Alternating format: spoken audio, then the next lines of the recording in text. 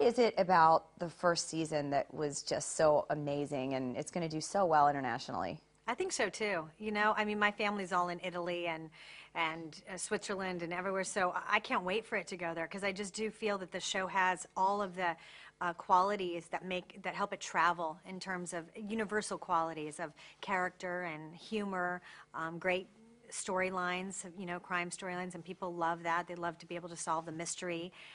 We have such wonderful characters on the show. Corsack's hysterical, and Lorraine Bracco. Like there's a great chemistry and vibe amongst everybody, and I think that that's what people respond to.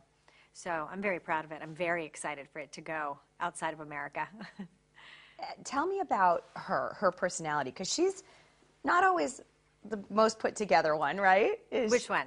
Your character. Oh, Dr. Isles? Yeah. She's not the most put together? Well, What do I you mean, mean? as far as, isn't Rizzoli kind of the more like, I don't want to use the word ballsy, but Yes. I don't know, they're just very different. The two, that their personalities are very different. They are. They're very different. She's put together, I think, you know, Maura is put together in terms of her exterior. I think that she's, you know, she dresses well, and she's very organized and all of that. But, you know, she's very quirky and eccentric. You know, emotionally speaking, she's socially a little uncomfortable, and she has a lot of facts going through her brain, a lot of medical terminology, and, you know, so she's a brainiac.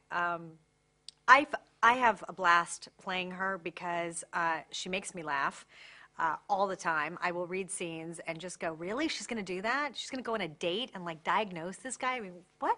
Yeah, so it's really fun to play the odd duck, you know, of the group. There are a lot of scenes where I have to do something, and then all of a sudden 4 people will just be staring at me like, what did you just say?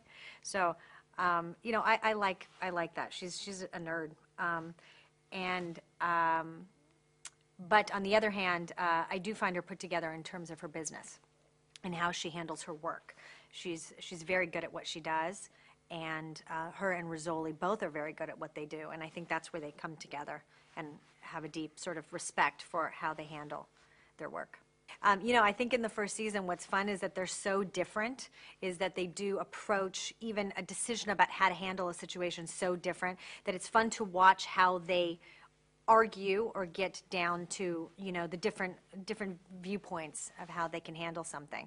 To me, that's some of the fun part of the show, is getting to do that stuff with Angie. It's really fun. Also, you know, it's fun to see 2 women argue and get along and respect each other and, you know, get to go and have a drink after work or whatever it is, or talk about their love life over a dead body. I mean, these things are really fun to play because they're unusual. So I have a good time doing that. And I didn't know it was based on books. I mean, a book. Yeah. I didn't know that. They're great books, as a matter of fact, and you should read them because they're a little bit, they remind me of like The Girl with the Dragon Tattoo, if you've read those books. Tess Gerritsen is an incredible writer, and she comes from a medical background. She's a doctor, but she was always in love with horror movies and thrillers and mysteries, so she started to write.